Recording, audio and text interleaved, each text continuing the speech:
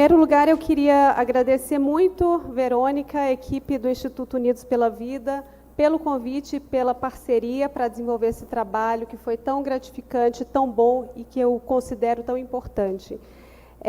A gente está aqui dentro de um evento de ATS, né? A ATS está inserida em um contexto mais amplo, então, só para contextualizar essa pesquisa, os resultados dessa pesquisa que a gente vai apresentar, nas nossas discussões, né, e esse projeto não começou agora, ele já veio um pouco antes, a gente se perguntou por que, inicialmente, seria qualifica ATS, né? Mas por que qualifica ATS se o processo de ATS ele não se inicia, né, a incorporação, o acesso ao medicamento, ele não se inicia no processo de ATS, ele não termina no processo de ATS. Então, a gente decidiu expandir essa pesquisa para virar a pesquisa Qualifica SUS. Então, esse projeto Qualifica SUS, ele teve a idealização do Instituto Unidos pela Vida e o apoio técnico da minha equipe, da minha consultoria, que trabalha com este trabalho de dados, políticas públicas e entendendo também o trabalho do terceiro setor em saúde, especialmente associações de pacientes. E aqui faço um agradecimento especial também à minha equipe, a Bia está aqui presente, mas todos que participaram desse processo, desse projeto, Camila, Bia e a Isabela.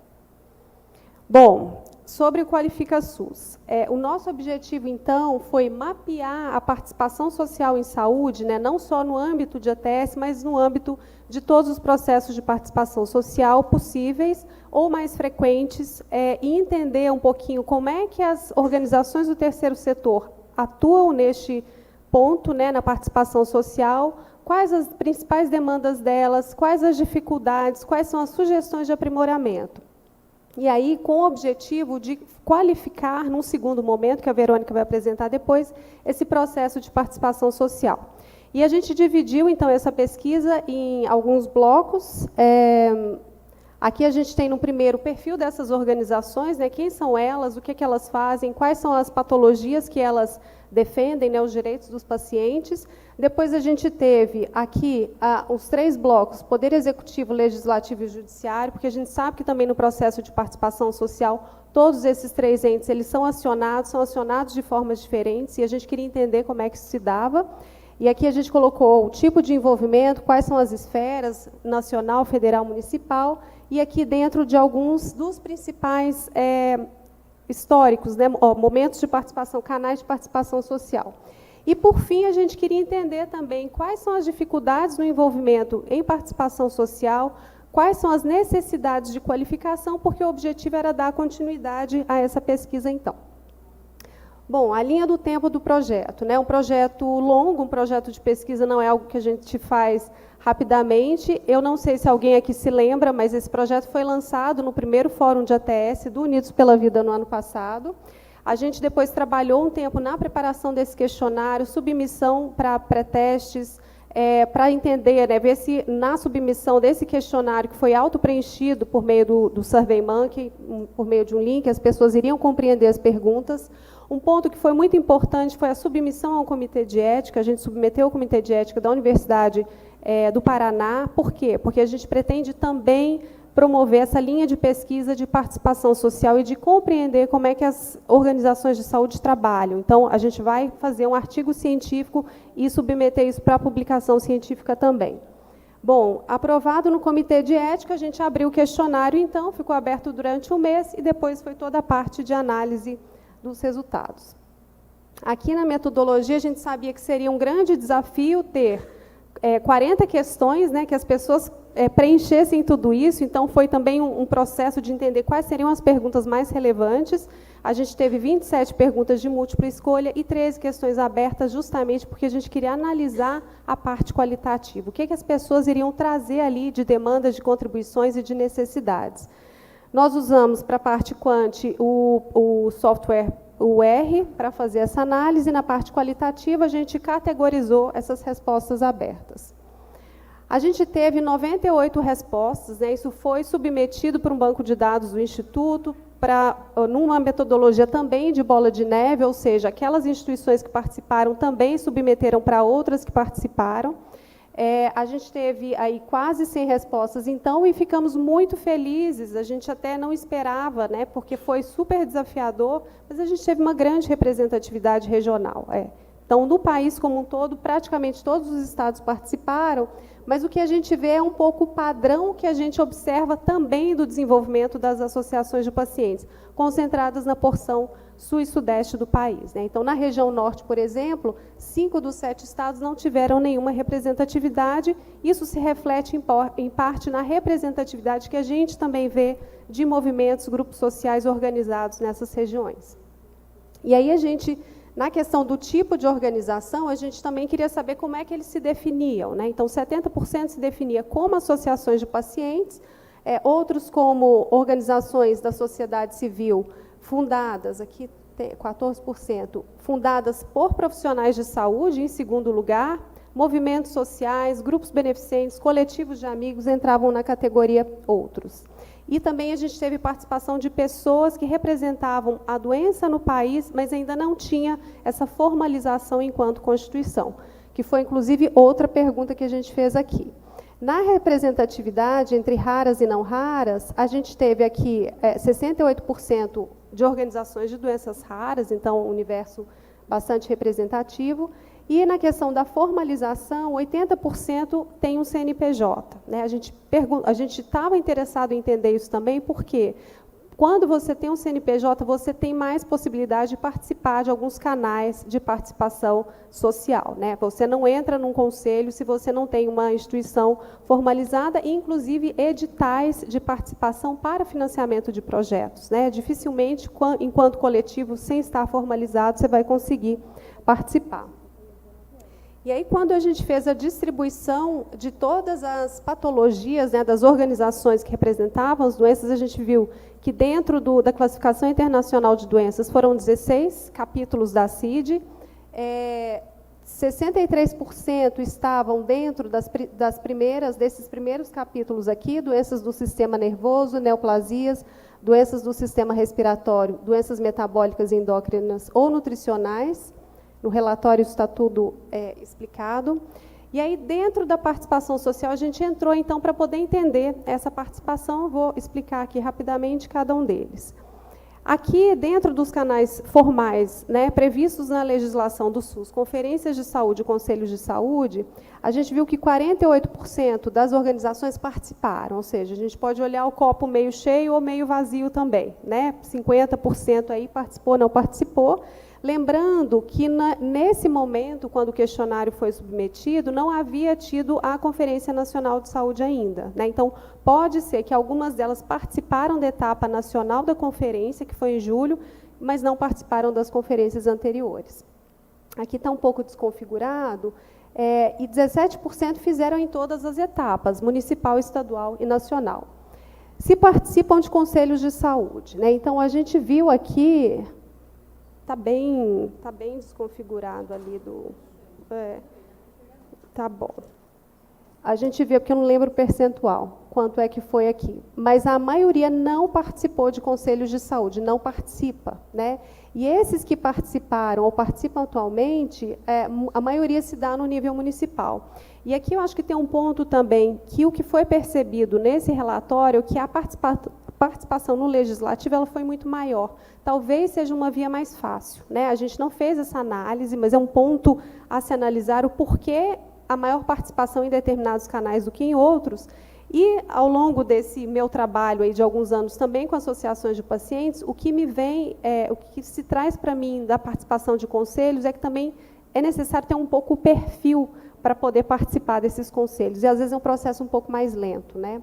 Mas, enfim, se participaram de outros tipos de conselhos, isso foi um percentual muito maior, porque o Conselho de Saúde ele é deliberativo e outros conselhos são conselhos consultivos. 30% participaram de outros conselhos na esfera municipal, como direitos das pessoas com deficiência, crianças e adolescentes, direitos das mulheres, entre outros. A gente perguntou também a participação em câmaras e grupos técnicos, né? E esses espaços de participação, em geral, são compostos por especialistas, né? Por profissionais de saúde, por pessoas que trabalham com determinadas metodologias para poder pensar em políticas, para discutir temas técnicos muito específicos. E o que a gente viu, que era um pouco o esperado, a hipótese, é que a maior parte não participava desses espaços de participação social. Então, olha só, 86% nunca participou de Câmara Técnica e aqui desconfigurou também um grande percentual não participou de grupos técnicos. E aí a gente também pode levantar uma questão, né? Quem é o especialista? Por que os pacientes ou por que os movimentos sociais não são convidados para participação em câmaras técnicas, se o que está sendo discutido ali vai ser em benefício a eles? Então, acho que também é um ponto que tem sido levantado, inclusive, por outras discussões internacionais, de sempre trazer a perspectiva do cidadão para o ciclo da pesquisa, para discussões mais técnicas. E quando a gente olha para consultas públicas de forma geral, aí a gente vê que quase 80% já participou de alguma consulta pública, né? Mas embora seja um canal extremamente difundido, até esperava que fosse maior esse percentual. E quando a gente olha essa participação, ela se deu muito mais dentro da ANS e do PCDT, ou seja, ela se deu dentro do universo da Conitec, né, dessas participações em consultas públicas. Mas também aqui, que não está aparecendo, porque está desconfigurado, esse terceiro aqui foi na Anvisa e aqui no Ministério da Saúde, não relacionados à ATS. Então, por exemplo, tinha uma consulta aberta agora, que terminou dia 20, sobre dados abertos no governo, né? Então, é um tipo de consulta pública onde as pessoas participam que não tem a ver com o processo da Conitec. E aí, dentro da Conitec, na perspectiva do paciente, grande parte aqui não participou, né? Mas a gente tem aqui uma parte que sim já participou como primeiro representante ou suplente, ou indicou representantes. E o processo de audiência pública, que é um processo, né, um canal de participação mais recente, que foi utilizado poucas vezes ainda, como a Andréa até mesmo mostrou, apesar disso, 24% participaram, mas a maior parte deles como ouvinte.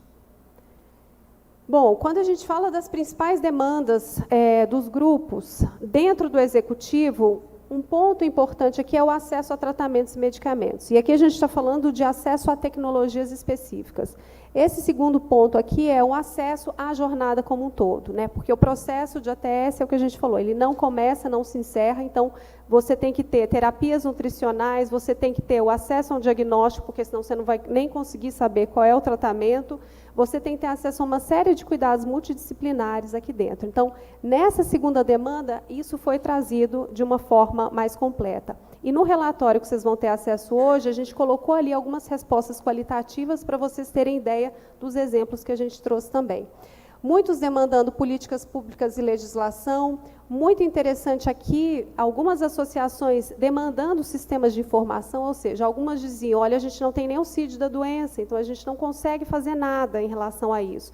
Ou a gente precisa ter melhores sistemas de informação para a gente conseguir definir melhor as políticas, a gente tem que ter mais registro de dados. E outras solicitando mais investimento em pesquisa por parte do governo nacional, para não ficar também na dependência de sempre estudos internacionais ou empresas internacionais. Conscientização e educação também como um instrumento de política que o governo deveria fazer mais campanhas, e celeridade e desburocratização. E aqui muito interessante o que trouxe, porque alguns colocaram a desburocratização para estudos multicêntricos, né? E a possibilidade de envio de amostras também para o exterior, e para que isso caminhe de forma mais rápida.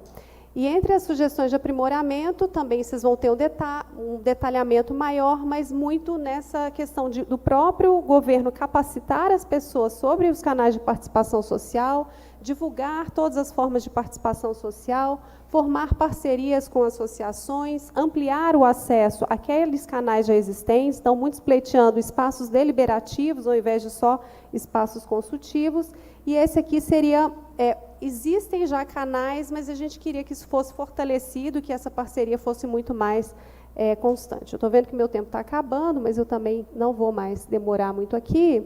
Quando a gente olha para o poder legislativo, é onde se tem a maior participação social que a gente viu.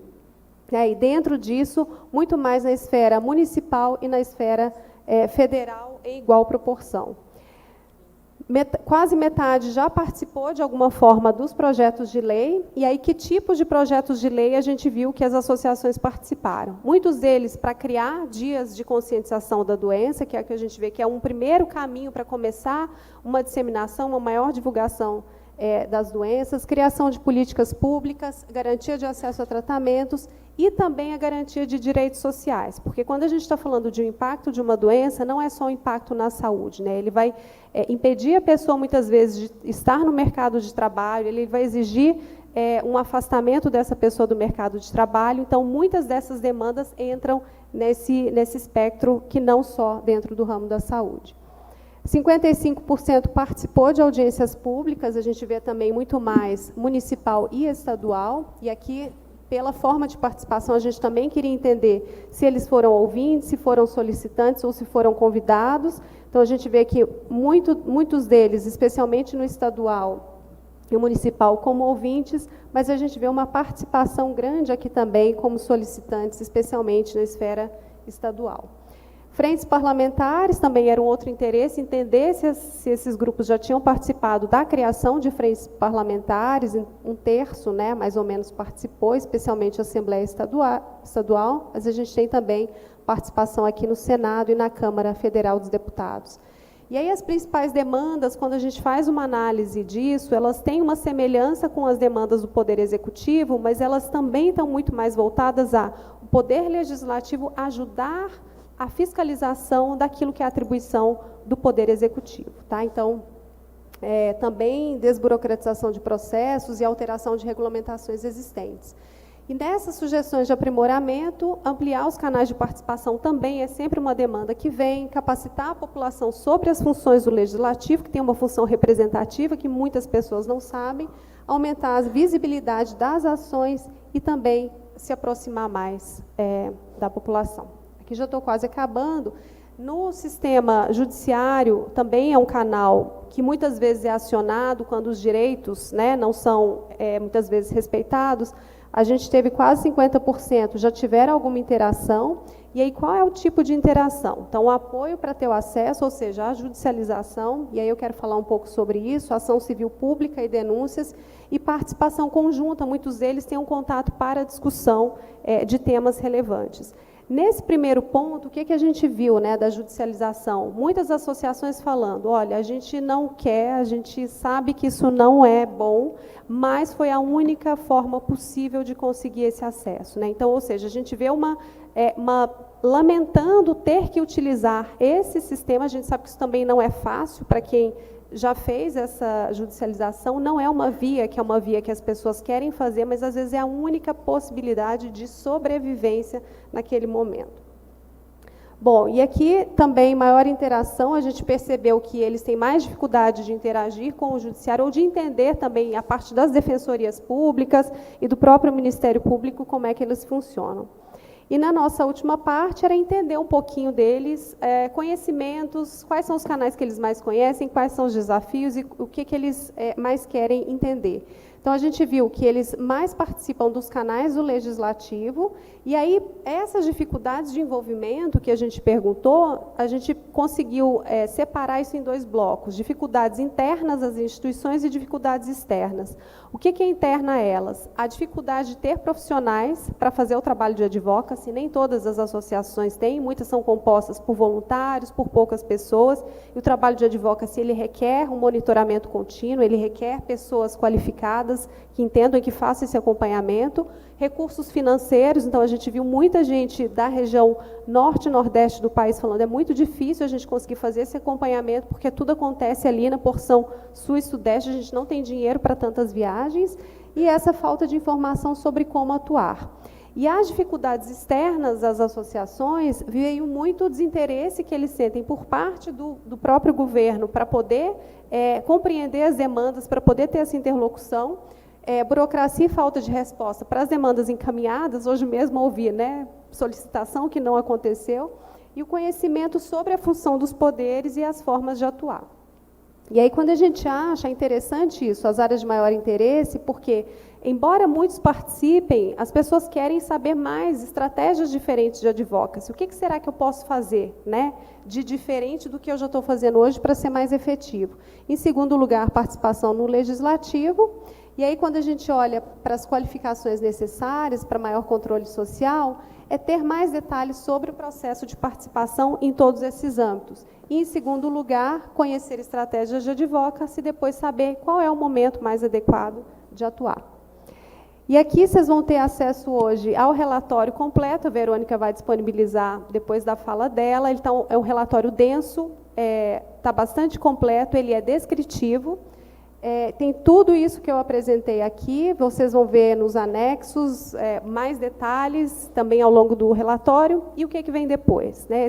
Esse projeto Qualifica SUS, ele não começou no Qualifica SUS, ele começou em outro projeto que Unidos pela Vida fez, e ele não termina aqui, porque depois do Qualifica SUS, a gente vai ter o Conexão SUS, que é o que a Verônica vai apresentar para vocês agora.